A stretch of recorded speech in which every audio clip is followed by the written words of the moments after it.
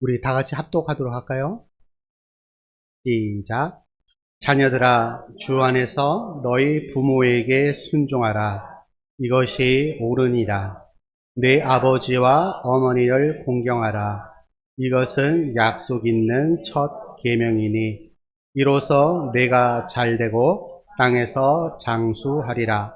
또 아비들아, 너희 자녀를 노엽게 하지 말고 오직 주의 교훈과 훈계로 양육하라. 아멘. 이 세상에 부모가 없는 사람은 아무도 없습니다. 그리고 누군가의 자녀가 아닌 사람은 아무도 없습니다. 그만큼 우리 가정, 참된 안식을 누리고 참된 평안을 누리는 그곳이 우리 가정입니다. 그러면 가정, 최초의 가정이 어디일까요? 최초의 가정은 바로 에덴 동산이었습니다. 창세기 2장 8절에 여호와 하나님이 동강의 에덴에 동산을 창설하시고 그 지으신 사람을 거기 두십니다. 최초의 가정은 에덴 동산입니다. 하나님께서 에덴이라는 곳을 만드시고 그곳에 사람, 곧 아담과 하와를 그곳에 살게 하셨습니다. 그것이 바로 인류 최초의 가정입니다. 그러면 에덴에 왜 하나님께서 아담과 하와를 그곳에서 살게 하셨을까요?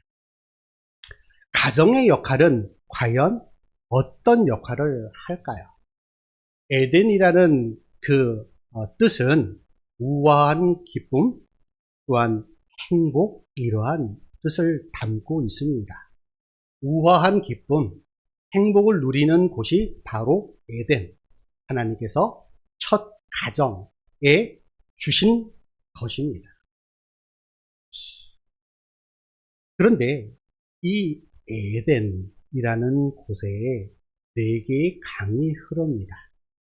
창세기 2장 10절에 보면 강이 에덴에서 흘러나와 동산을 적시고 거기서부터 갈라져 4개의 근원이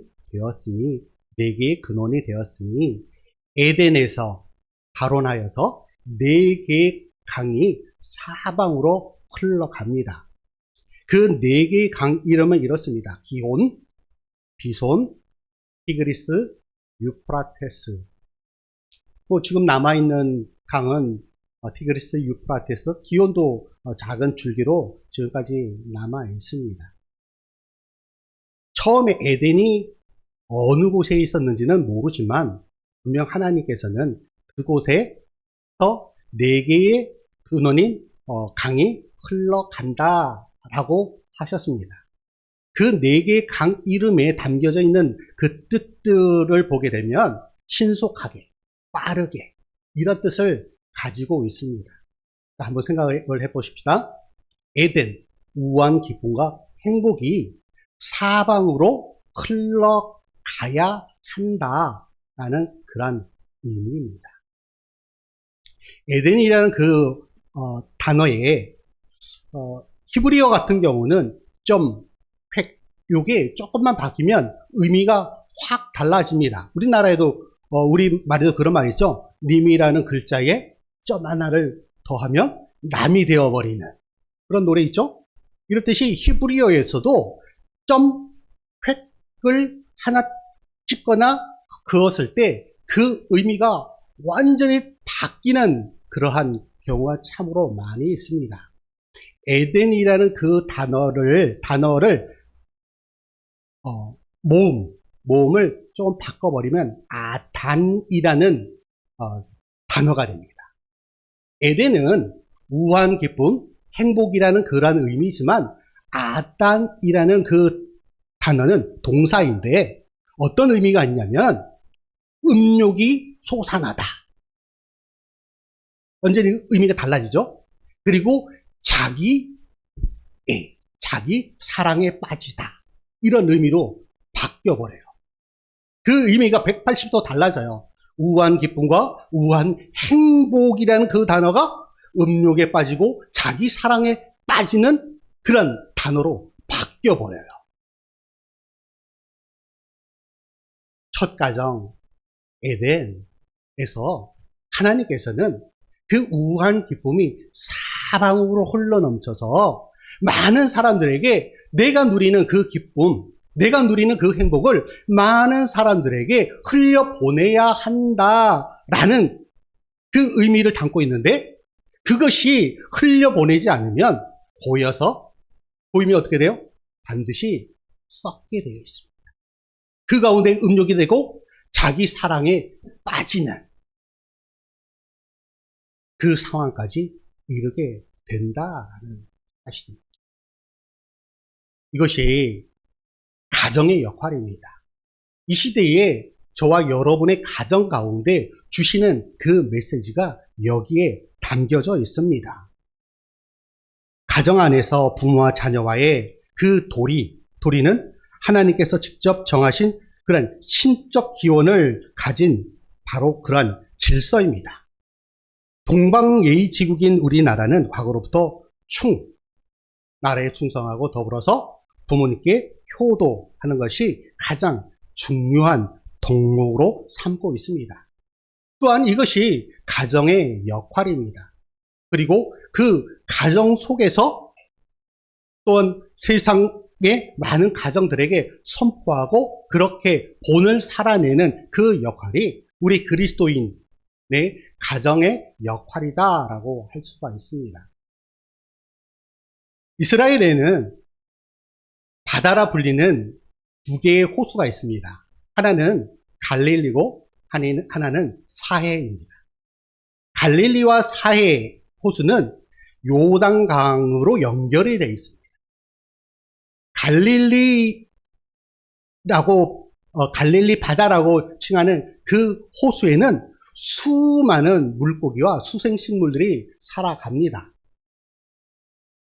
그리고 그 갈릴리라는 호수는 물을 요단강으로 흘려보냅니다. 이 요단강을 거쳐서 물이 사해라는 호수로 들어갑니다. 그런데 이 사해는 말 그대로, 이름 그대로 죽은 바다예요. 그 속에는 그 어떤 생물도 살아갈 수가 없습니다. 왜 그럴까요? 사해는 더 이상 흘려보낼 곳이 없어요. 그렇게 그곳에서는, 그곳에 있는 물은 수분은 증발하고 나머지는 그곳에 소금기가 가득한 전혀 생물이 살아갈 수 없는 곳이 되고 말았습니다. 우한 기쁨, 우한 행복은 세상을 향하여 흘려보내야만 더 우한 기쁨과 행복을 누릴 수가 있습니다. 받기만 하면 그 언젠가 썩고 맙니다. 부패하고 맙니다. 그렇게 우리의 가정은 나만 누리는 것이 아니라 세상을 향하여 흘려보내야 할 그 임무와 책임이 분명히 있다라는 사실입니다. 그럼 우리의 마지막의 가정은 어디일까요? 첫 가정이 에덴 동산이었으면 우리의 마지막의 가정은 어디일까요? 계시록 21장 7절에 보니까 이기는 자는 이것들을 상속으로 받으리라. 나는 그의 하나님이 되고 그는 내 아들이 되리라. 특별히 요한계시록 21장은 새 하늘과 새 땅, 즉 하나님의 나라에 관하여서 쭉 기록을 하고 있습니다. 이기는 자, 믿음으로 예수 그리스도로 말미암아 그 어떤 고난과 역경 속에서도 이겨내는 그 자는 이것을 바로 천국을 상속으로 받게 된다라고 말씀하고 있습니다. 그곳에서는 하나님이 모든 이긴 자의 아버지가 되시고 우리 모두는 그 하나님을 아버지로 섬기는 아들로 살아가게 되는 것입니다. 바로 천국입니다. 천국에서 저와 여러분은 하늘 가족으로 살아가게 하게 되는 것입니다. 오늘 가정의 달, 특별히 어버이 주일에 우리 하나님께서 우리 자녀된 저와 여러분에게 주시는 말씀은 이렇습니다. 오늘 1절 상반절 말씀에 이렇게 말씀하고 있습니다. 자녀들아, 주 안에서 너희 부모에게 순종하라. 주 안에서. 때로는 우리 부모님들이 우리 자녀들에게 강요하고 그리고 도저히 하나님 말씀에 엇나가는 그러한 요구를 할 때가 있습니다. 부모님이 자녀에게 도둑질을, 살인을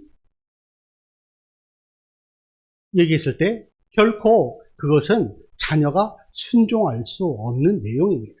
우리가 부모님한테 순종할 때는 주의 말씀을 바탕으로 하나님의 말씀을 기초하여서 순종해야 하는 것입니다. 그래서 사도 바울은 자녀들아, 주 안에서 우리 하나님의 말씀 안에서 예수 그리스도의 그 가르침 안에서 부모에게 순종하라라고 말씀을 하고 있는 것입니다. 그러면 부모님께 왜 순종해야 할까요? 1절 하반절에 이렇게 말씀합니다. 이것이 옳으니라. 여기서 옳다라는 말씀은 바르다, 선하다, 마땅하다. 그것이 진리이기 때문에 바로 하나님의 말씀이 진리고 그것이 옳기 때문에 그 말씀이 진리이기 때문에 우리는 그 말씀에 순종해야 하고 부모님께 순종해야 한다라는 그런 말씀입니다. 또한 그 말씀은 하나님의 계명이기 때문입니다. 하나님의 명령이기 때문에 옳은 것이고 옳기 때문에 우리가 끝까지 지키고 가꾸어야 하는 것이며 또한 우리의 생명을 다하여서 지켜나가야 하는 것, 실천해야 하는 것입니다. 왜? 그것이 옳기 때문에. 하나님의 말씀이기 때문에, 하나님의 계명이기 때문에 우리는 그 말씀을 따라 순종해야 하는 것입니다. 우리 하나님은 우리 눈에 보이지 않습니다. 그래서 우리 하나님께서 보이는 우리의 부모님을 이 땅 가운데 주셨습니다. 그렇게 우리의 부모님을 잘 섬기는 것이 우리 하나님을 잘 섬기는 것입니다. 우리 하나님의 말씀을 잘 지켜나가는 것, 그것이 바로 부모님의 말씀을 잘 지켜나가는 것입니다. 하나님을 섬긴다 하면서 부모님을 외면하고 부모님께 불효하는 것, 그것은 결코 바른 도가 아닌 것입니다. 하나님을 나의 영적인 부모로 모시는 사람은 분명 이 땅 가운데 하나님께서 주신 우리의 부모님을 잘 섬기고 잘 순종하고 그 말씀을 따라 살아가는 것입니다. 그것이 참된 효인 것입니다. 우리 2절 3절에서 이렇게 말씀하고 있습니다. 내 아버지와 어머니를 공경하라. 이것은 약속이 있는 첫 계명이니 이로써 내가 잘되고 땅에서 장수하리라. 자, 여기 땅에서 잘되고 장수의 비결, 오래오래 살아가는 그 비결이 여기에 담겨져 있다라고 합니다. 그리고 약속이 있는 첫 계명이다라고 말씀하고 있어요. 우리 십계명을 보게 되면 안식일을 거룩하게 지켜라, 살인하지 말라, 도둑질도 하지 말라, 쭉 이렇게 기록이 되어 있어요. 그런데 하지 말라, 하라, 그 이유에 덧붙여진 말, 그것이 바로 약속인데 어떻게 하면 어떻게 할 것이다 라는 설명이 나와 있는 것이 바로 5계명이에요. 바로. 그래서 약속 있는 첫 계명이다 라고 말씀을 하고 있어요. 내 부모를 공경하라. 그리하면, 내 부모를 공경하면 그 이후에 나온 것이 바로 하나님의 약속입니다. 그 약속이 뭐냐? 내가 잘되고 땅에서 장수하리라.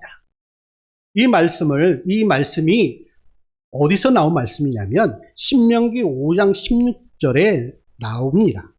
그 말씀은 이렇게 되어 있습니다. 너는 내 하나님 여호와께서 명령한 대로 내 부모를 공경하라. 그리하면 이것이 바로 하나님께서 주시는 그 약속이에요. 그리하면 내 하나님 여호와가 내게 준 땅에서 내 생명이 길고 복을 누리리라. 여러분, 복 받고 싶으시죠? 오래 살고 싶으시죠? 어떻게 해야 돼요? 내 부모를 공경하고 내 부모님의 말씀에 순종하는 것, 그것이 우리가 복을 누리며 살아갈 수 있는 그 비결이에요. 이것은 제가 하는 말이 아니에요. 하나님께서 우리에게 주시는 약속 있는 말씀이에요. 그렇게 우리는 우리의 부모님께 공경과 사랑, 순종해야 하는 것입니다. 또한 오늘 본문에 보면 우리 자녀들에게만 주시는 말씀뿐만 아니라 우리 부모님에게도 주시는 말씀이 있습니다. 본문 4절입니다. 또 아비들아, 너희 자녀를 노엽게 하지 말고 오직 주의 교훈과 훈계로 양육하라. 여기서 아비들아 했다고 아버지들에게만 주시는 말씀이 결코 아닌 줄 아시죠? 아비들아라고 한 그 말씀에는 모든 부모님에게 주시는, 공이 주시는 말씀입니다. 너희 자녀를 노엽게 하지 말고 오직 주의 교훈과 훈계로 양육하라.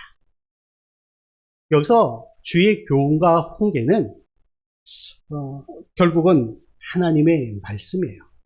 하나님의 말씀으로 교훈하고 하나님의 말씀으로 훈계해야 한다라고 말씀을 하고 있어요. 여기서 교훈은 어찌 보면 더하는 성격이 있어요. 플러스 하는 성격이고, 훈계라는 것은 빼는 성격을 가지고 있어요. 이것이 무슨 말씀인가 하면은, 부모는 주님의 교훈으로, 우리 주님께서 주시는 그 말씀의 그 교훈으로 바른 삶을 더하게 하고, 주님의 훈계로 잘못된, 자녀들에게 잘못된 그 삶을 잘라내는 것,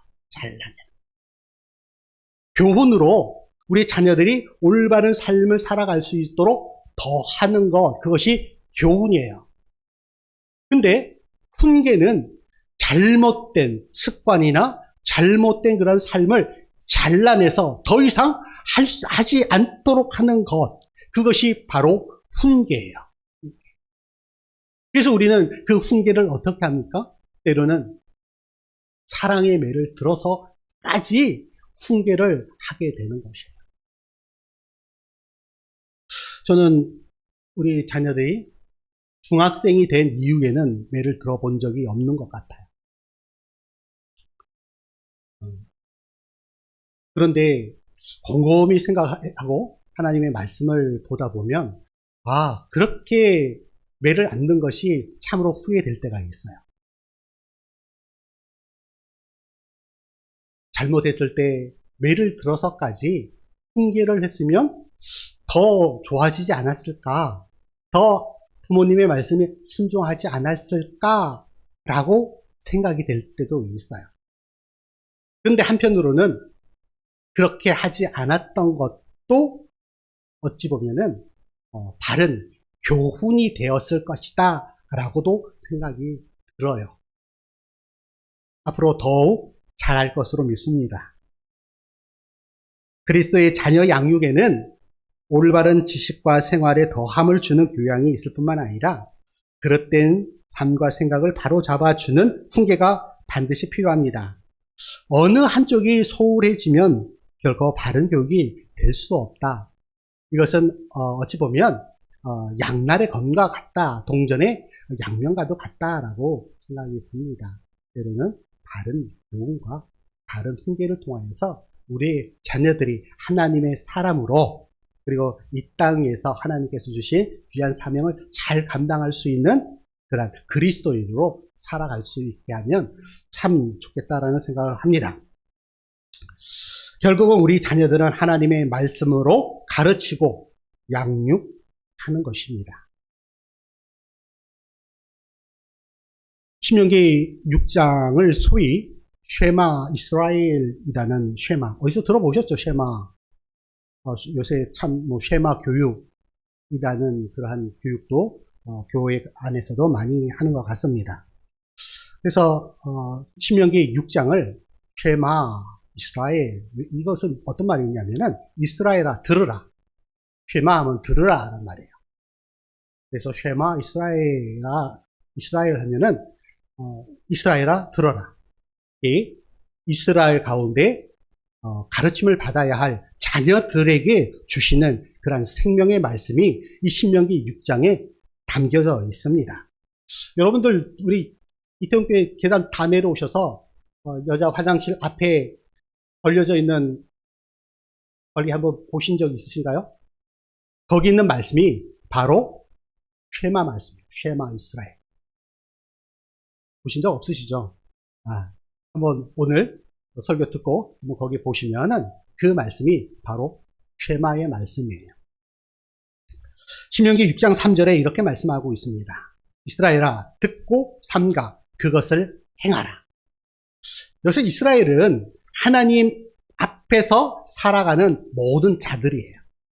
이스라엘은 그냥 단지 지금의 이스라엘 국가를 의미하는 것이 아니라 이 땅을 살아가는 모든 하나님을 아버지로 섬기고 있는 하나님의 자녀에게 주시는 그러한 말씀이에요. 이스라엘아 듣고 삼가 그것을 행하라. 그리하면 내가 복을 받고, 여기도 복이 나옵니다. 내 조상들의 하나님 여호와께서 내게 허락하심 같이 젖과 꿀이 흐르는 땅에서 내가 크게 번성하리라. 땅에서 번성하고 땅에서 복을 받고 하나님께서 주시는 그러한 오래 살아가는 그러한 비결, 그것이 바로 듣고 삼가 그것을 행할 때 그러한 축복을 우리에게 주신다라는 사실입니다. 6장 7절에 또 이런 말씀이 있습니다. 내 자녀들에게 부지런히 가르치며 집에 앉았을 때든지 길을 갈 때든지 누워있을 때든지 일어나 때든지 이 말씀을 강론할 것이며, 부지런히 가르치래요. 앉아있을 때, 갈 때에, 누울 때에, 일어날 때. 이것을 한마디로 하면 항상, 언제, 어디서나 이 말씀을 자녀들에게 가르쳐라 라고 말씀을 하고 있어요. 자녀된 자는 분명 부모된 자들에게 표를 다 해야 합니다. 이것은 망고 진리입니다.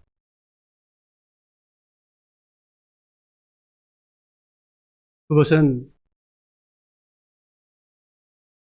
그 누군가가 그런 표를 하는 그 모습을 따라 하는 것도 배움입니다. 조선시대에 조선왕조 17대 임금인 효종이 있습니다. 17대 효종이 어느 날 민정 시찰을 나갔습니다. 민정 시찰을 나갔는데 그 이야기를, 그 소문이 가는 그 곳에 전해졌습니다. 그랬더니 어느 한 노인분이 그 아들에게 이렇게 이야기를 합니다. 아들아, 내가 우리 임금님을 보고 싶으니 나를 임금님께 데려다 주지 않으련? 그 말에 그 아들은 그 동네에서 소문난 효자였습니다. 그 어머니를 업고 심리가 되는 그 거리를 걸어갔습니다. 그 모습을 보고 이 효종왕이 감동을 하며 그 아들에게 많은 상급을 내렸다고 합니다. 그런데 그 옆마을에 모든 사람들에게 손가락질을 당하는 불효 자식이 있었습니다. 그 불효 자식이 그 이야기를 듣고 그 어머니를 둘러엎고 왕에게로 나옵니다. 그런데 모든 사람들이 그가 불효 자식이라는 걸 알기 때문에 손가락질을 합니다. 그 어머니를 이용해서 상을 받으려고 하는 그 아들을 손가락질을 합니다. 그때 이 효정은 이렇게 이야기합니다. 또는 흉내를 내서 하는 것도 중요한 것이다. 여러분, 흉내를 내서라도 하는 것이 바로 효입니다. 옆에 잘하는 그런 효자가 하는 그 효도 따라하는 것, 그것도 중요합니다. 그것이 하루하루 쌓이고 시간 쌓이면 어떻게 될까요? 그가 바로 불효자에서 효자로 바뀌는 동기가 되지 않을까요? 중국의 효경이라는 책이 있습니다. 그 책에 이렇게 기록되어 있습니다. 나무가 고요하고자 하나 바람이 멋지 않고 자식이 봉양하고자 하나 어버이가 기다려주지 않는다. 저도 저희 아버님, 어머님이 다 돌아가셨는데 지금 돌이켜보면 그때 더 잘할 걸. 그때 우리 어머니를 모시고 여행 또 한번 가볼 걸. 껄. 후회가 막심합니다. 근데 그 부모님은 저를 기다려주지 않으셨어요. 송강 정철이라는 사람이 있어요. 조선시대 문신인데 학교 다닐 때 공부를 열심히 하셨으면 이 송강 정철이 쓴 시들이 있어요.